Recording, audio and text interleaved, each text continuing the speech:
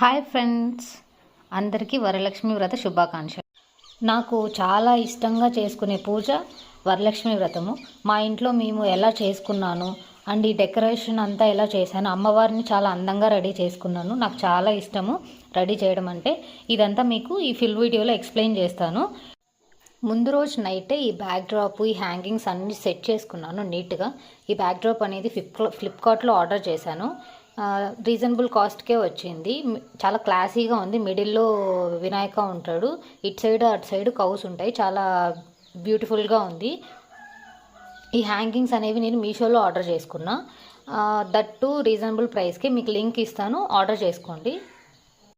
Pink and white flowers ఉన్న hangings set of 4 వచ్చాయి. Quality మాత్రం అస్సలు అద్భుతంగా ఉంది. నేను 2 యూజ్ చేసుకున్నాను.